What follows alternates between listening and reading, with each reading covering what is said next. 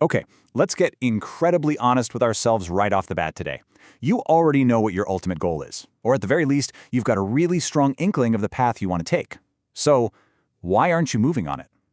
If you're like most of us, you've probably convinced yourself that the timing just isn't quite right. But in this interactive explainer, we are going to look right past those practical alibis and tackle the absolute root cause head-on. We're going to systematically dismantle the real obstacle blocking your goals: fear. So grab a pen and paper, because by the end of this, you're going to be ready to take your very next step. Here is exactly how we're going to break this down today. We'll start by unmasking the real obstacle, then contrast vague dread with specific reality. After that, we'll walk through a 5-step dismantling method, jump into a guided written exercise, and finally, figure out how to start acting alongside your fear. So, let's start with unmasking the real obstacle and stripping away those practical excuses. You know the excuses I'm talking about, right? Oh, the market is bad right now. Or I just don't have the right qualifications yet. Or the timing isn't perfect. Listen, those are just cover stories. Underneath all those perfectly reasonable sounding delays sits one simple, really stubborn emotion. There's a brilliant quote from Paulo Coelho's The Alchemist that hits the nail on the head. There's only one thing that makes a dream impossible to achieve, and that is the fear of failure. The crazy thing is, it's almost never the actual failure that stops us. I mean, we survive minor failures literally all the time. It's the paralyzing anticipation of failure, the sheer fear of it, that stops us dead in our tracks. To really wrap our heads around this, think about the crystal merchant from that same story. Here's a guy who had dreamed his entire life of making a pilgrimage to Mecca. He had the money, he had the means to do it, but he never went. And why? Because as long as the dream stayed a dream, it couldn't possibly disappoint him. He used this fake sense of patience to guard himself from the risk of pursuing it, right up until it curdled into a life of quiet regret. Sure, he avoided a dramatic, spectacular disaster, but he ended up suffering a much quieter, far worse pain. The fear of suffering kept him safe from suffering, yeah, but it also kept him safe from truly living. Which brings us to vague dread versus specific reality, demystifying the illusion. That story actually leads us perfectly into our next core concept: how our own minds actively trick us into believing the fear of suffering is somehow worse than the suffering itself. Think about the massive difference between vague dread and literal failure. Vague dread is that imagined disaster playing on a loop in your head. It's infinite, it's enormous, and it's completely paralyzing because it doesn't actually have any boundaries. But literal failure? It's concrete, it's specific, and it's time-limited. Honestly, it's usually pretty boring. You send an email, they say no, and you eat a sandwich. Life goes on. Vague dread does way more damage simply because it's a foggy illusion. It wins because it refuses to take a specific shape. This connects right back to what we've discussed in previous modules about how we frame events. The disturbance that's blocking you right now isn't a fact. It's literally just your opinion. It's an opinion about a future event that hasn't even happened yet, but your brain is incorrectly treating it as a total catastrophe that you won't survive. It's a mental ambush. The only cure for this is to examine the catastrophe clearly instead of letting that fog of dread completely veto your life. All right, the 5-step dismantling method. Let's deconstruct your worst-case scenario. This is the absolute core of our workshop today, the precise method you can use to examine this catastrophe clearly.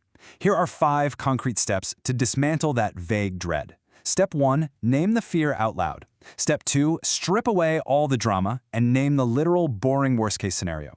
Step 3, name exactly how you would respond if it happened. Step 4, check that against real risk. Are we talking about actual ruin here or just a bruised ego? And step 5, take the smallest possible next action anyway. By doing this, you give the fear a specific shape, proving to yourself that the absolute worst case is, in fact, totally survivable. Let's look at how this works in the real world with someone named Maya.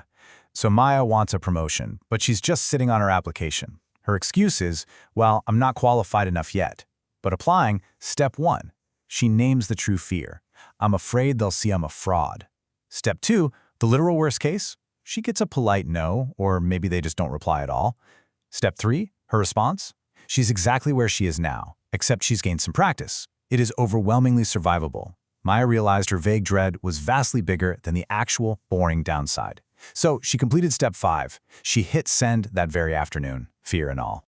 Now I want to hover on step 4 of this method for just a second, because it is absolutely critical. Courage is not recklessness. You really have to separate real, ruinous danger from purely imagined suffering. If you're facing unrecoverable debt, losing your life savings, or a genuine health hazard, hey, That is not fear you should blindly override. That's valuable information. You need to adjust your plan to make the risk reasonable. But contrast that with temporary embarrassment, a bruised ego, or maybe losing a few weeks of time. That is imagined suffering, and that is the exact type of fear you simply need to push right through. Okay, time for your guided written exercise. Let's put the method into practice. Now it's your turn. I told you to grab a piece of paper at the start of this explainer, and now is the time to actually use it. We are going to deliberately slow down and do this together. First, focus your mind. I want you to pick one fear that is currently blocking you from pursuing your goal. Just one. Please don't pick three. Don't write out a whole grocery list. Choose the specific fear you've been circling around the most, the one you've been using the most practical, logical-sounding excuses to avoid facing. Got it in your mind? Good. Next, I actually want you to pause the explainer right here. Literally hit pause in a second. Use the 4 prompts we're laying out to force your blurry catastrophe into a highly specific, survivable timeline. Fill in the blank, I'm afraid that. Then, write down the boring, ordinary, worst-case scenario. After that, write out exactly how you'd rebuild or respond. And finally, be brutally honest with yourself, is this real ruin or just an ego bruise? Go ahead, do it now. I'll be right here when you get back. And finally, acting alongside your fear. Taking the first step. Welcome back. Okay, so your fear is now named, it's deconstructed, and it's placed firmly on the page right in front of you. It's officially out of the foggy, limitless realm of your mind and into reality. So, what happens now?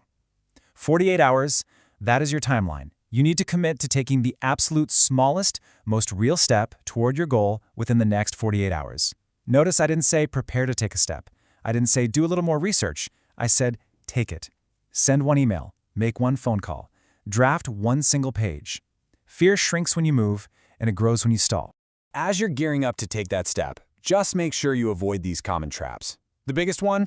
Waiting to feel completely fearless before you start. We tend to assume confident people feel no fear, so we wait to feel like them. Listen to me. That day will literally never come for anything that actually matters. Don't let your worst-case scenario stay blurry, and again, please don't use courage as an excuse to ignore genuinely ruinous risks.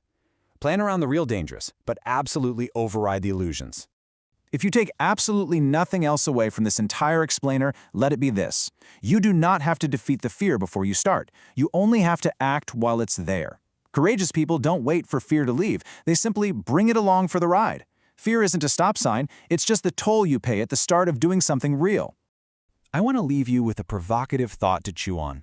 After you take your incredibly brave, incredibly small step in the next 48 hours, I want you to reflect on this. Did the fear actually stop once you moved, or did it just get quieter while you acted anyway? Really pay attention to how this simple, physical act of motion fundamentally changes your relationship with dread. Now, go look at your piece of paper, look at your 48-hour clock, and take your step. I'll see you next time.